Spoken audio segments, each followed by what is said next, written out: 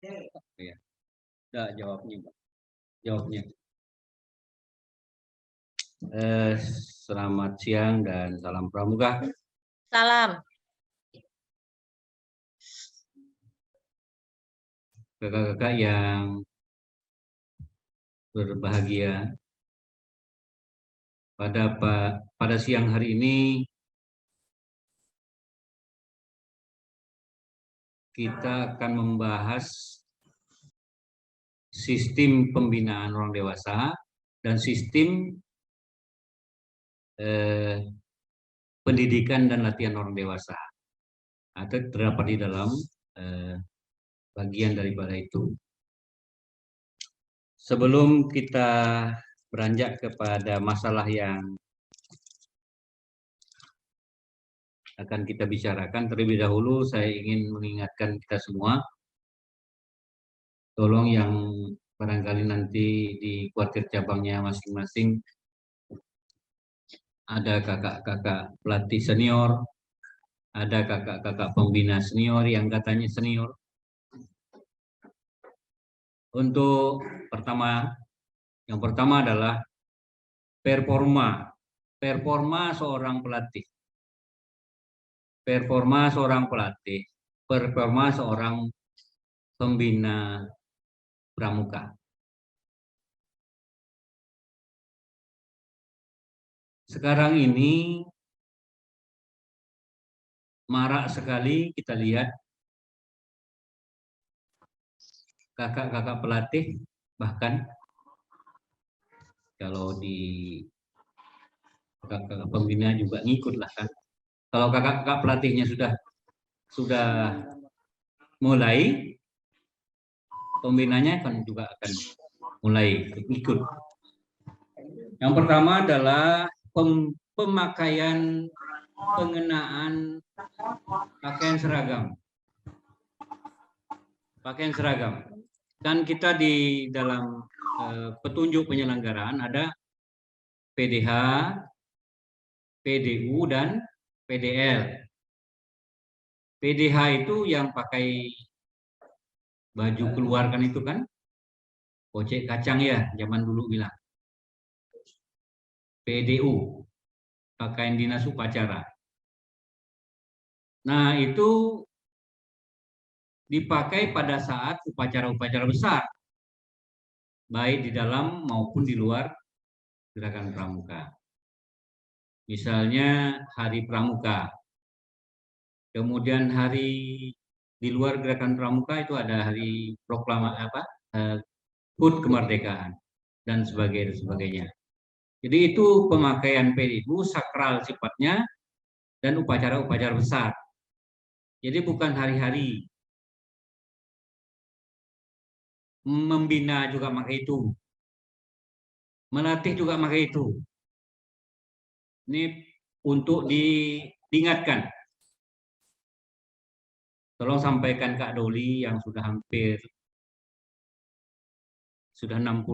lebih ya, 62. Dan sebagian besar waktunya di pramuka. Usianya di pramuka. Tolong sampaikan kepada kakak-kakak kita semua, apalagi kakak-kakak ini adalah pelatih,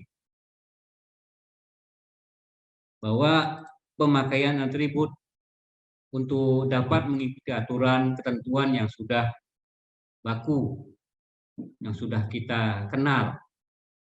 Kemudian PDH, PDH itu pakaian harian.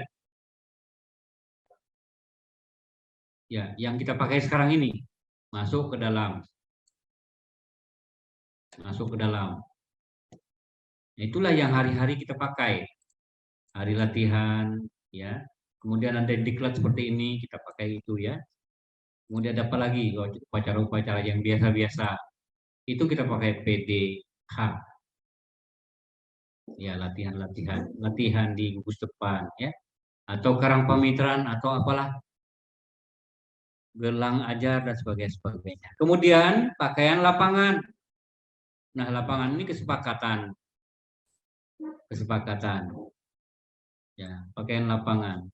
Jadi kalau membina peserta didik tidak pakai kaos. Ini banyak sekali kita lihat di lapangan, di gugus depan, pakai kaos pembinanya, pakai sendal. Nih dari Kak Pusdik melihat ini. Sedih kita lihat nih Kak. Siapa lagi yang mau menjaga marwah kita kalau bukan kita? Siapa lagi yang mau melestarikan atau merawat kesepakatan kita? Ini untuk mendapat perhatian semuanya.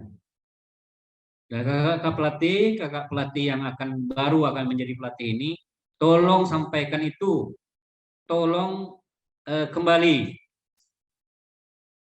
jangan ragu-ragu, tegur. Katanya pelatih senior, tegur.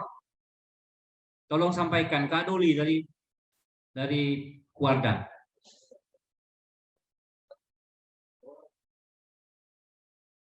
Ya Kak ya, nah ini. Saya enggak marah hari ini enggak, cuman sedih gitu. Pagi-pagi buka WA, ribut. Ribut apa? Ribut kenapa kami enggak ikut KPD? Kenapa kami enggak ikut KPD? Memang KPD itu jenjang apa? Kan orang terpilih. Ya kalau kakak enggak terikut di dalamnya, ya enggak terpilih gitu. Jadi jangan apa namanya dianggap ini kaleng-kaleng ini. Kakak-kakak yang ada di sini adalah utusan kuartir cabang. Pelatih itu milik kuartir cabang, bukan milik kuartir daerah. Jadi kalau kakak-kakak nanti nuntut, mintalah pelatihan di kuartir daerah sebagai pelatih. Ya enggak, karena kakak adalah pelatih kuartir cabang. Saya pelatih kuartir cabang Kota Pontianak. Kak Mujiono asalnya dari Kabupaten Mempawah. Kak Usman Padli, Kak Sabriandi selaku pelatih di Kuburaya. Jadi begitu. Jadi kuartir daerah tidak punya pelatih. Yang ada pengurus pelatih, pengurus Pusdik.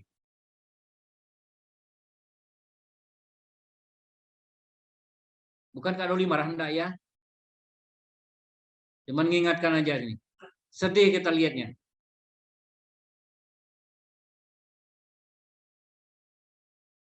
Baik kakak-kakak, kita lanjutlah ya ke masalah tugasnya.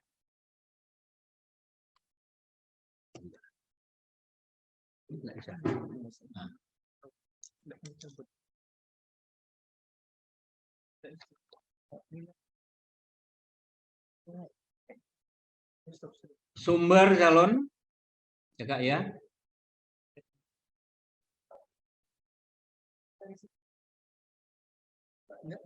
Mau nengok itu.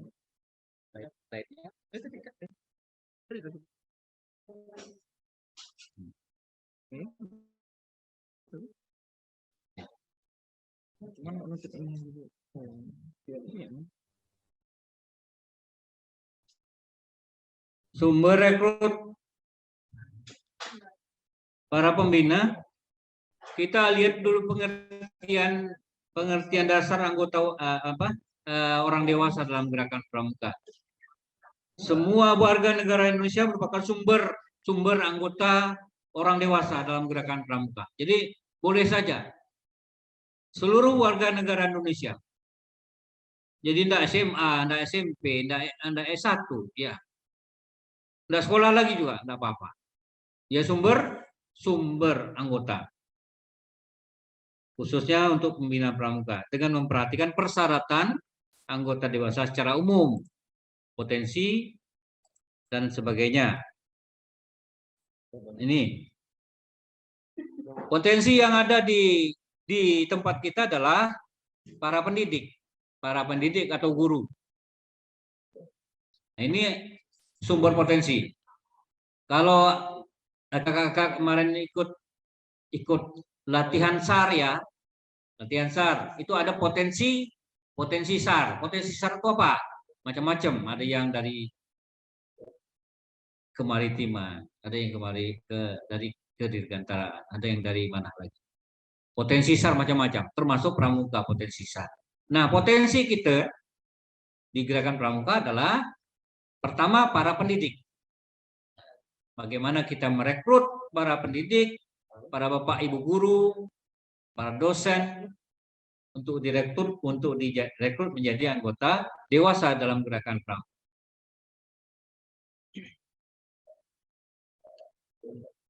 Sedangkan untuk para kepala sekolah, ya, kepala sekolah, pejabat dinas terkait, kita arahkan untuk menjadi majelis pembimbing. Kemudian yang kedua adalah anggota TNI. Nah, ini anggota TNI Polri.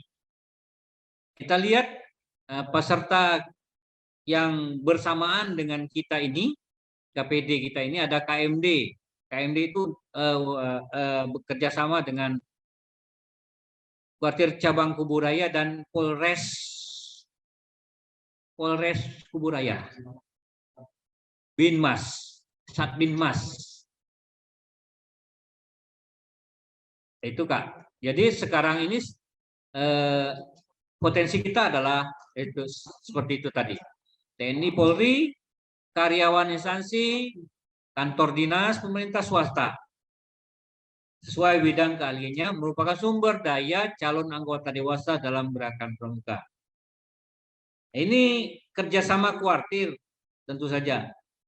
Kita pernah berkolaborasi dengan SPN Pontianak. Pada saat Dik Caba Polri tahun berapa itu, saya lupa, kita rekrut, kita latih para caba-caba calon bintara itu untuk mengikuti kursus mahir dasar. Itu kolaborasi antara kuartir daerah dan SPN Pontianak. Ada lagi dengan perguruan tinggi. Dengan perguruan tinggi Untan, IKIP ya, IKIP dulu STKIP. Mudah-mudahan nanti akan nampaknya akan terjalin juga kerjasama dengan universitas swasta lainnya yang ada di Pontianak, baik Pancabakti, Muhammadiyah dan lain-lain.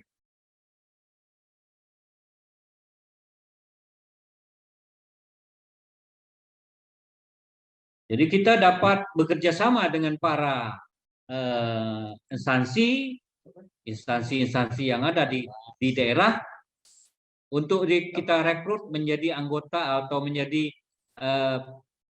anggota dewasa dalam gerakan pramuka di kuartir cabang kita, baik dia sebagai apa? Sebagai andalan, baik dia sebagai instruktur kesakaan, baik dia sebagai pengurus kuartir, baik dia sebagai pimpinan saka, baik dia juga sebagai majelis pembimbing di kuartir masing-masing. Itu potensi yang berikutnya.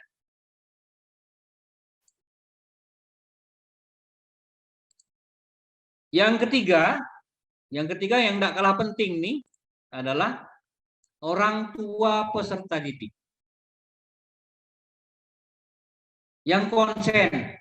Tentu yang konsen, bukan yang NK saya masukkan anak saya di pramuka, binalah baik-baik, pokoknya terima bersih. Bukan itu. Tapi orang tua yang konsen dengan pembinaan gerakan pramuka yang ada di daerahnya. Itu boleh kita rekrut sebagai anggota dewasa gerakan pramuka. Tentu sesuai dengan fungsi pokoknya, tugas pokoknya, fungsinya. Boleh jadi dia sebagai apa? Majelis pembimbing. Boleh dia jadi sebagai instruktur, ya, karena kecakapannya, kemampuan. Tentu dengan syarat-syarat. Kalau emak-emaknya pandai bikin kue, kita rekrut. Ngapa? Kita rekrut sebagai instruktur. buat kue apa namanya bingke bonda. Ya, itu kan bagus. Ada peningkatan, ada kerjasama yang kolaborasi antara gerakan pramuka dan orang tua siswa.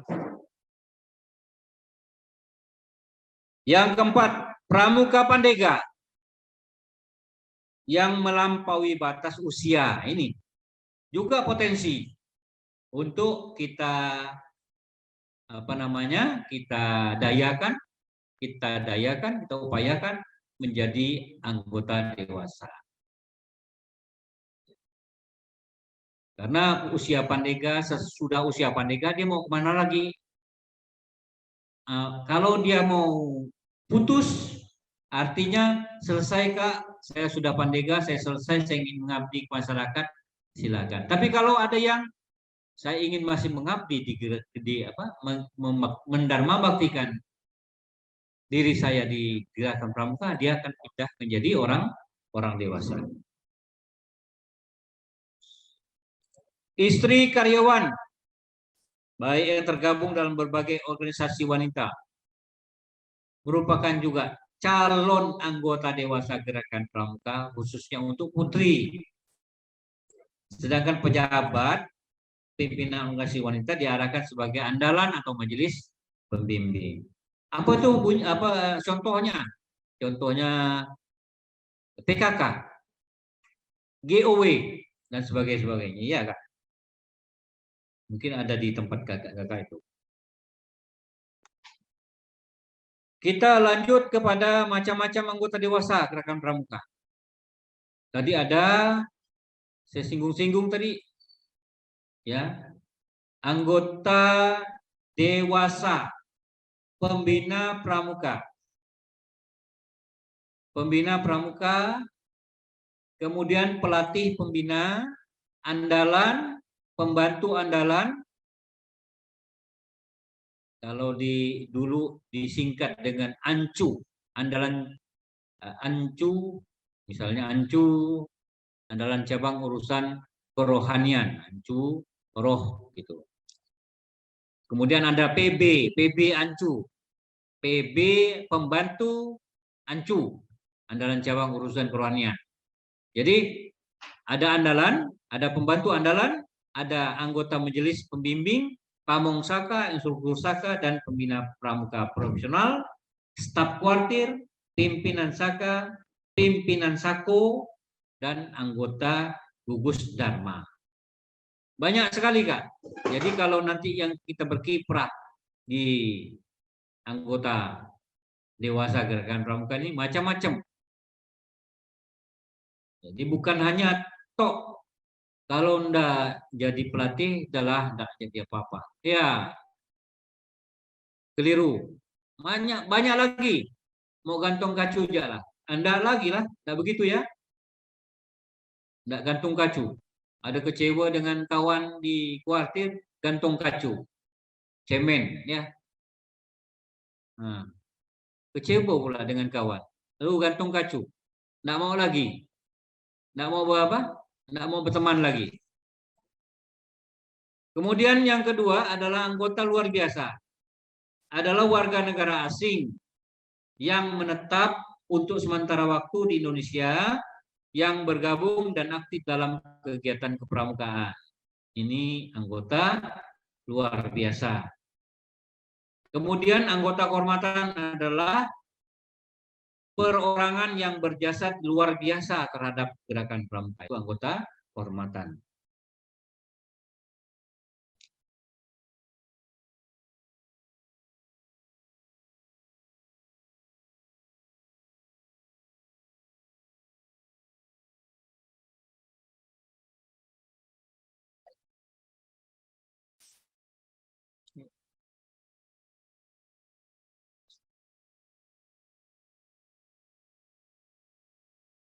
Nah,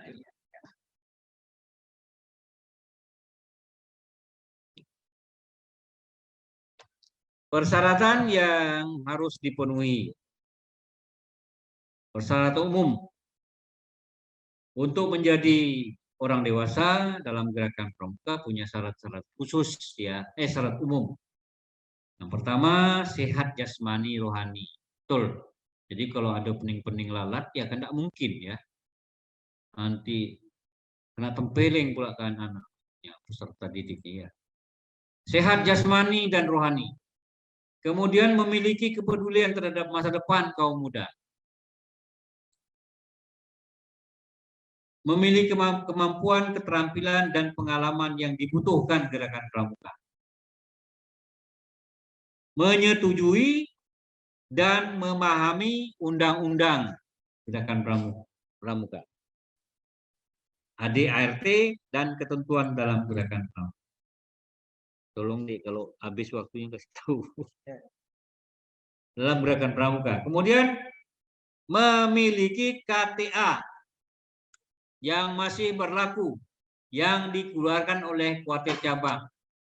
Kakak-kakak punya enggak nih? Halo?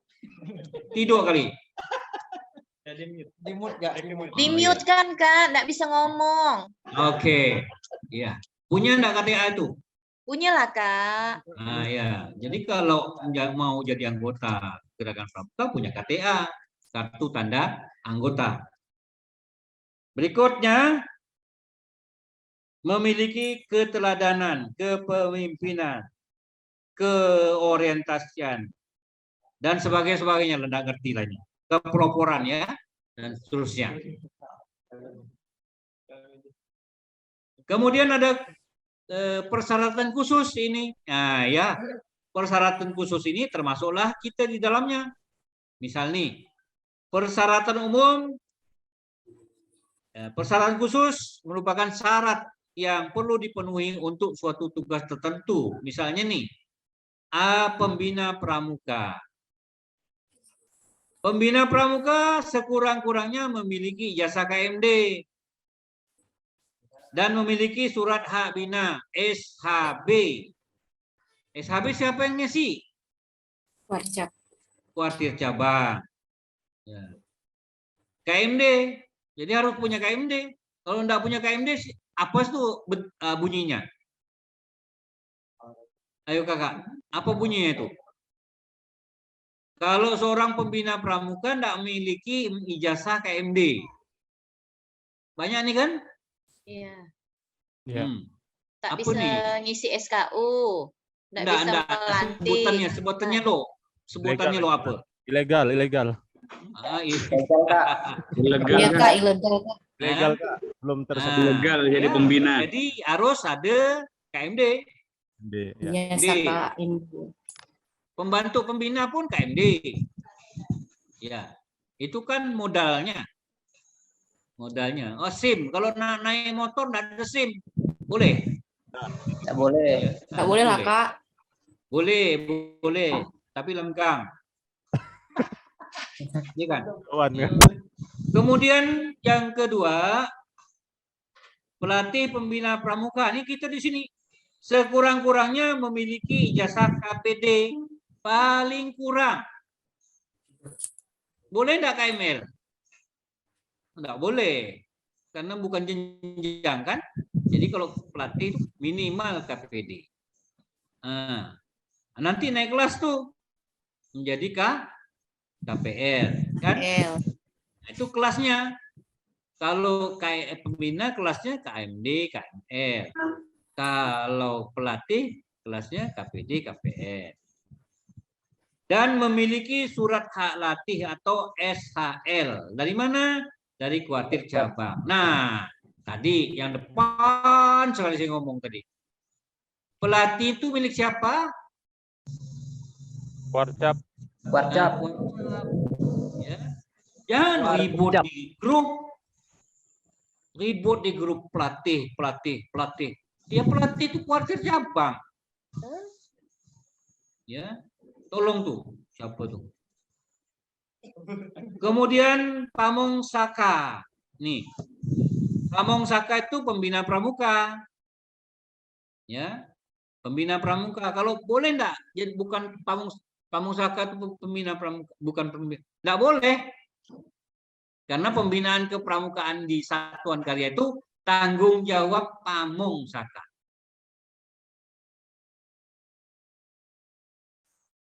Kakak-kakak yang polisi, ya, nah, itu kalau aktif sebagai pamong saka harus apa? Sekurang-kurangnya KMD, ya. Kakak-kakak yang di tentara, yang di angkatan darat tuh, yang di saka apa tuh namanya tuh? Wira Kartika. Wira Sebagai Kartika. pamong dia harus KMD. Dia bertanggung jawab tentang kepramukaan. Tentang kepramukaannya, ya. Kemudian Pak Mung Saka ini siapa ngangkat? Yang ngangkat adalah kuartir cabang. Jadi SK cabang, SK kuarcap, bukan SK instansi. Saka Saka Bahari ngangkat Pamong Saka. Salah. Yang ngangkat adalah kuartir cabang. Ya, atas usul Saka yang bersangkutan. Berikut andalan. Andalan ini bunyinya aja andalan, andal. Jangan nak suka-suka. Ya, saya ni andalan nih. Oh, laga, ya. Andal. Orang yang diandalkan. Andalan itu sekurang-kurangnya memiliki sertifikat orientasi kursus. Kursus orientasi. KO. Bukan KO knockdown itu bukan. Kursus orientasi kepramukaan.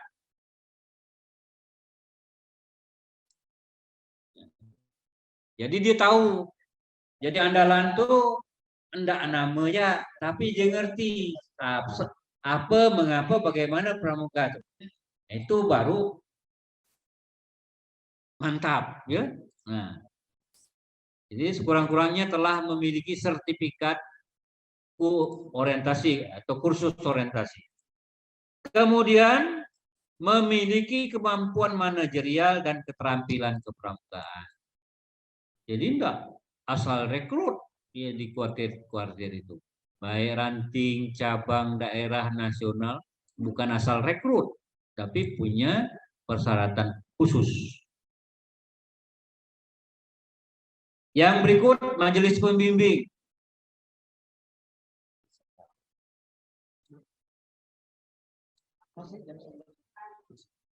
Majelis pembimbing.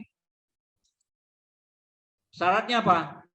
Nah, ya, sekurang-kurangnya telah memiliki sertifikat orientasi, kursus orientasi. Pernah jadi peserta kursus orientasi. Macam mana kalau mau jadi majelis pembimbing tapi tidak ngerti pramuka? Tidak ngerti apa-apa. Kemudian yang kedua, memiliki kemampuan dan kemauan untuk mendukung gerakan pramuka dalam bentuk bimbingan, bantuan bimbingan, organisatoris, spiritual, finansial, dan material. Ya, jadi cukup strategis majelis pembimbing itu. Jadi selain pembinaan di peserta didik yang harus profesional, majelis pembimbing juga harus profesional supaya jalan kedua-duanya lancar.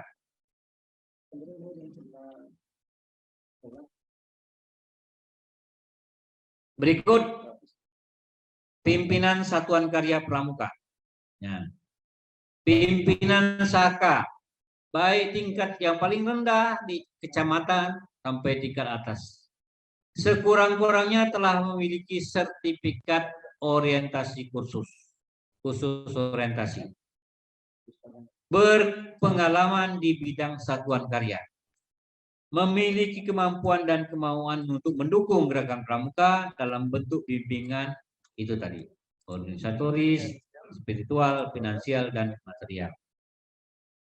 Ini yang dari kota nih barangkali nanti jadi kepala instansi kan. Nah, ini tugas itu apa? Kakak-kakak sudah KPD, pimpin instansi, wah maju itu. Yang berikut adalah anggota gugus Dharma. Ini kakak bikin yang apa? Gambar itu apa tuh? Manula ya. Manula. Gugus Dharma itu adalah sekelompok kumpulan orang dewasa di luar gerakan pramuka yang masih berkeinginan, yang masih kuat keinginannya untuk membantu gerakan pramuka, tapi tidak masuk lagi di dalam struktur kepramukaan. Dia ada di luar kepramukaan. Dan namanya gugus Dharma. Jam saya nanti saya tidak lagi lari pramuka misalnya ini, udah tidak punya gigi lagi lah misalnya, kan susah tuh kalau pelatih misalnya kan tidak punya gigi mau ngomong apa kan, nyebut S jadi L ya, atau kembali nyebut L jadi S gitu, kan tidak bisa tuh. Nah, kemudian mau jadi berkiprah di majelis pembimbing juga tidak kompeten. Mau berkiprah di peserta didik juga tak berkompeten. Nah, saya masuk ke kemana? Ke gugus Dharma. Nah, gugus Dharma ini sekurang-kurangnya telah memiliki sertifikat orientasi kursus, memiliki kemauan dan kemampuan untuk mendukung misi gerakan pramuka. Karena ngerti tadi itu, ngerti pramuka ini penting bagi pembinaan generasi berikutnya. SAKO, Satuan Komunitas. Ya, pimpinan SAKO sekurang-kurangnya memiliki sertifikat orientasi kursus. Sama juga memiliki kemampuan dan kemauan mendukung gerakan pramuka dalam bentuk bimbingan dan seterusnya.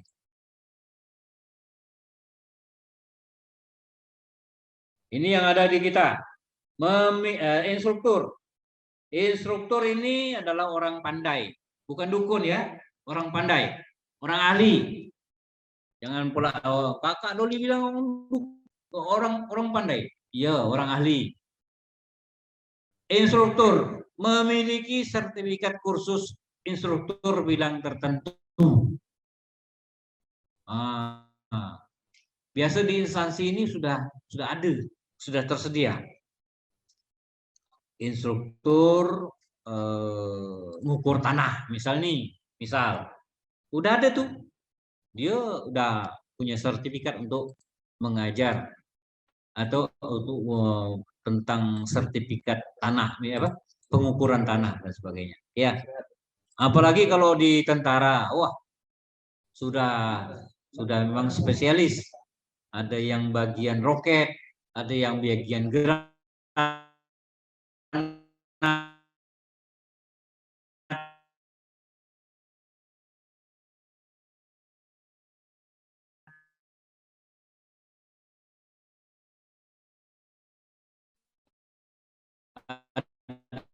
Ada yang lihat punya kemauan untuk mendukung misi gerakan pramuka.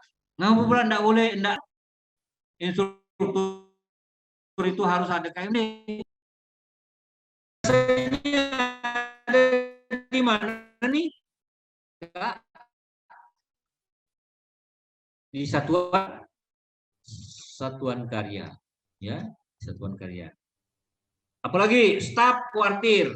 Nah, staf kuartir ini sekurang-kurangnya memiliki ijazah sekolah menengah atas SMA atau sederajat.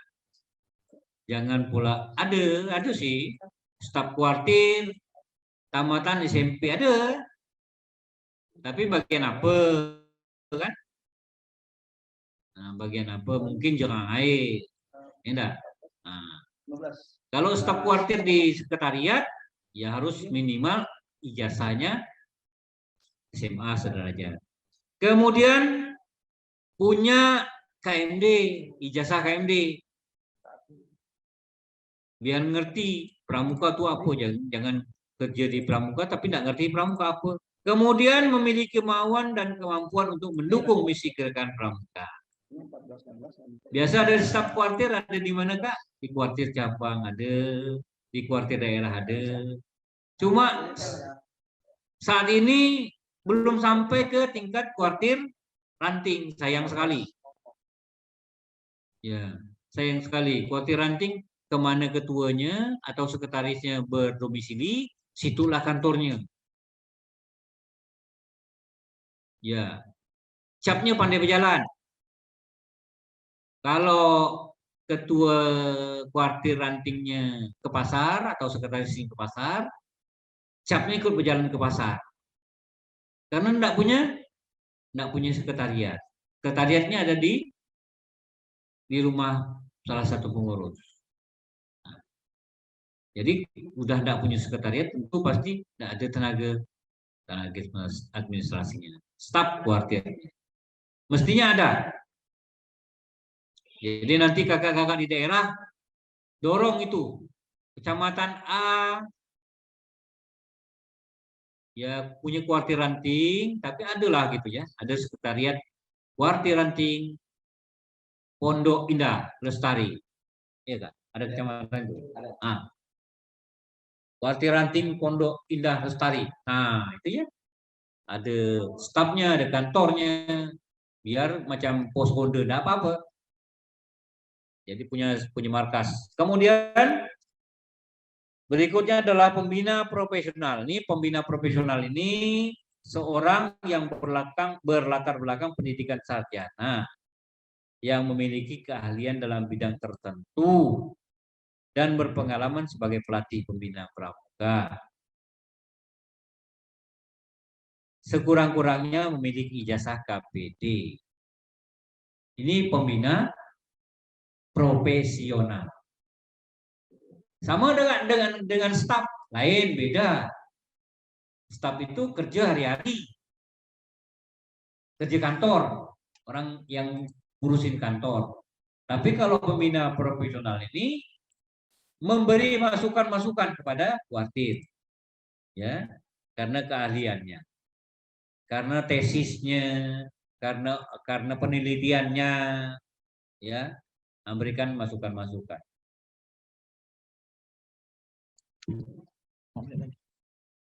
Mudah-mudahan selesai. Ya. Kemudian sistem pengelolaan anggota dewasa.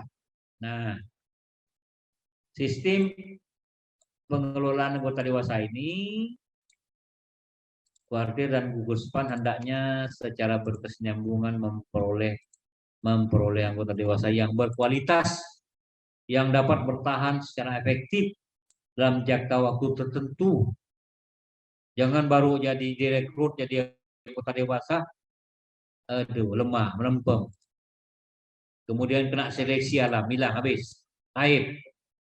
Namun ya ada, OTP pengurus, tapi yang aktif boleh dihitung pakai jari. Jadi ya, untuk itu diperlukan suatu proses berlanjut dalam mengelola anggota dewasa yang meliputi seluruh siklus kehidupan anggota dewasa dengan cara yang sistematis, terencana, berkesinambungan untuk peningkatan efektivitas. Apa semuanya itu? Untuk pembinaan kaum muda di dalam gerakan pramuka. Siapa kaum muda? Peserta didik. Siklusnya, siklus kehidupan anggota dewasa. Pertama kita rekrut, perekrutan. Macam-macam tadi ya. Siapa yang direkrut, bagaimana caranya, sudah. Kemudian kesepakatan bersama, membuat kesepakatan. Kakak direkrut untuk menjadi andalan. Kakak direkrut untuk menjadi pengurus satuan karya dan seterusnya. Kesepakatan dan pengangkatan. Kemudian integritas, kegiatan pelatihan dan dukungan, penilaian dan evaluasi, kemudian keputusan masa depan. Ini tentu yang ini adalah akhir daripada masa bakti dari kuartir itu. Masa bakti kita pada saat merekrut itu. Dia menentukan masa depannya. Apa mau terus lanjut? Atau mau jadi udahlah sampai sinilah masa pengabdian saya untuk satu periode barangkali. Ya. Ini alur jenjang. Sistem pengelolaan, ya. Ini kalau di apa nih di diagramkan. Perkiraan runboot, perkiraan kebutuhan runboot. Perkiraan kebutuhan.